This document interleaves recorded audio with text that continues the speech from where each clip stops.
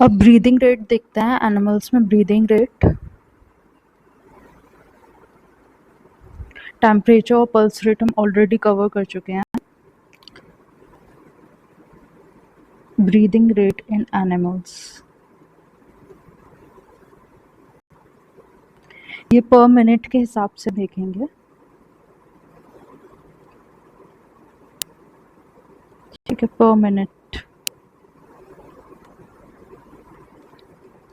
इसमें कोई ऑर्डर नहीं है, किसी भी ऑर्डर में पहले एनिमल्स को लिख लेते हैं। रैंडमली भी इसको याद कर सकते हैं।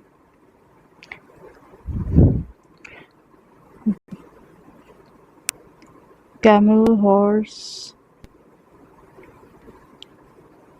बफेलो, काउ, शीप या गोट,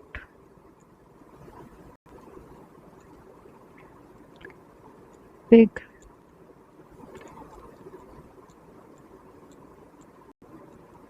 और हैन।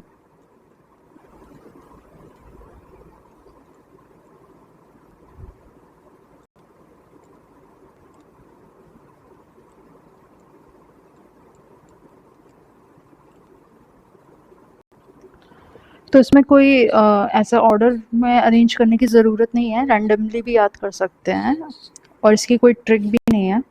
बट कुछ कुछ हम याद करने की कोशिश करते हैं, जैसे कि ये पिग है, पिग का ब्रीदिंग रेट ऐसे याद कर सकते हैं, 16 to 18 होता है। तो पिग को हिंदी में सूअर बोलते हैं, सूअर से 16 याद रख सकते हैं। जैसे कि हमने हार्ट रेट में पिग को 60 याद किया था सूअर से, तो इसमें हम 16 याद रख सकते हैं। इसके बाद हैन या मुर्गा जो है, ये 15 to 30 होता है इसका ब्रीडिंग रेट। तो इसको ऐसे याद रख सकते हैं कि बहुत लोग चिकन महीने में पूरे महीने भर खाते हैं या नहीं खाते हैं, तो जो जैसा है वेजिटेरियन नॉन वेजिटेरियन वो वैसे याद रख सकता है ब्रीदिंग रेट। मंथ के डेज से याद रख सकता है, 30 या 31। ठीक है। फिर शीप या गोट का होता है 12 से 20। तो इसको ऐसे याद रख लो, गोट को हिंदी में बकरी कहते हैं, तो बकरी का 12 से 12 और 12 से 20। ठीक है। काऊ का 20 to 25 होता है, ये याद रखना पड़ेगा। बफेलो का 8 to 18 होता, ऐसे याद रख लो। बफेलो जो है अब वोट कर सकती है इलेक्शंस में। ठीक है, भैंस अब वोट कर सकती है क्योंकि वो 18 की हो गई। घोड़े का से कम थोड़ा 8 to 16 होगा। और कैमल जो है वो हफ्ते में 7 दिन काम करता है, तो 5 to 7। ठीक है, आप अपने तरीके से भी याद कर सकते हो, मुझे ये तरीका ठीक लगा तो मैंने ऐसे याद किया है। कैमल का 5 to 7 7 दिन काम करता है। ठीक है। हॉर्स 8 to 16 है। बफेलो इलेक्शंस में वोट कर सकती है 8 to 18। काऊ का 20 से 25। शीप या गोट बकरी का 12 से 20, 12 से 12, 12 से 20। पिग और सुअर का 7 से 16, 18। और हैन का मंथली 30, मंथ में डेज 30।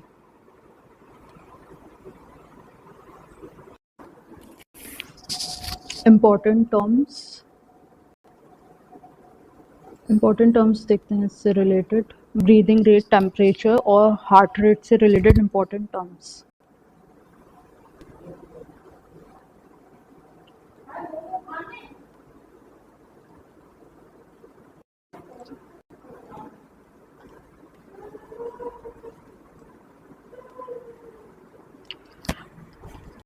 तो टेम्परेचर से रिलेटेड टर्म्स तो सबको पता है। टेम्परेचर के लिए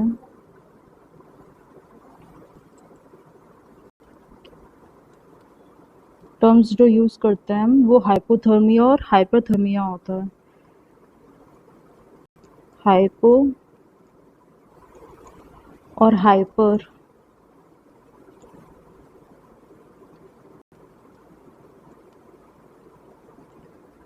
हाइपोथर्मिया जब बॉडी टेम्परेचर नॉर्मल से कम होगा एनिमल्स में, तो हाइपोथर्मिया, और नॉर्मल से ज़्यादा होगा तो हाइपर।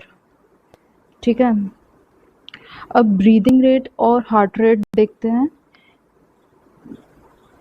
ब्रीदिंग रेट और हार्ट रेट देखने से पहले एक चीज़ याद रख लो इसमें टर्म यूज होगा टैकी और ब्रैडी, दो टर्म्स यूज होंगे। टैकी का मतलब होगा, हमेशा याद रखना, ऊपर की तरफ इंक्रीज, और ब्रैडी का मतलब होगा बिलो देन नॉर्मल।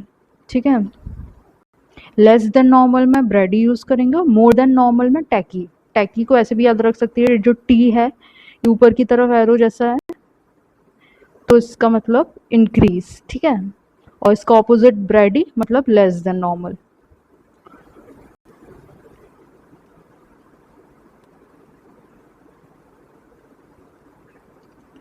तो इसमें हार्ट रेट में टर्म देखते हैं क्या होता है।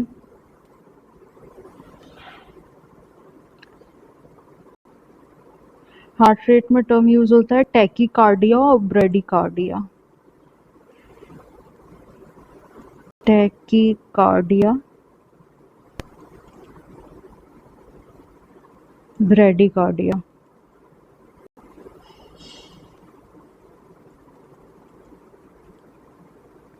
Tachycardia means heart rate is more than normal, और bradycardia means heart rate is less than normal.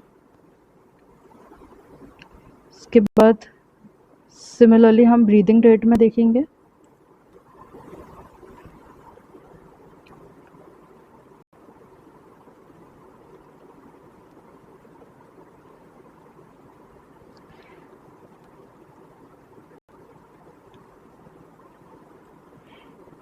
इसमें होता है tachypnoea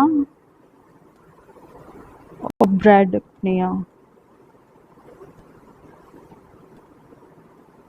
breathing rate is more than normal मतलब टैकिपनिया, और less than normal breathing rate means bradypnoea. Breathing rate में दो terms और होते हैं, ये एडिशनली याद कर लेना, एपनिया,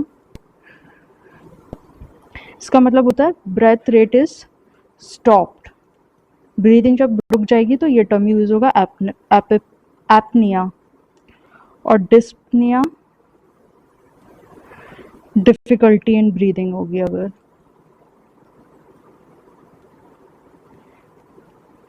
ठीक है, जब ब्रीदिंग स्टॉप हो जाएगी, रुक जाएगी, तो एपनिया, और डिफिकल्टी इन ब्रीदिंग में डिस्पनिया।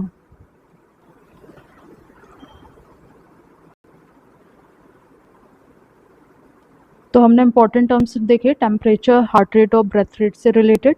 टेम्परेचर के लिए हाइपोथर्मिया और हाइपरथर्मिया। ठीक है, less than normal hypothermia, more than normal hyperthermia. इसके बाद इसमें हमने टैकी और ब्रैडी पढ़ा। Tachy means more than normal और brady means less than normal. T मतलब ऊपर की तरफ आ रहे हो तो मतलब increase in more than normal. तो हार्ट रेट में tachycardia means more than normal heart rate, और bradycardia means less than normal heart rate. और ब्रीदिंग रेट में tachypnoea means more than normal breath rate, bradypnoea means less than normal breath rate, apnoea means breath is stopped, और dyspnoea means difficulty in breathing.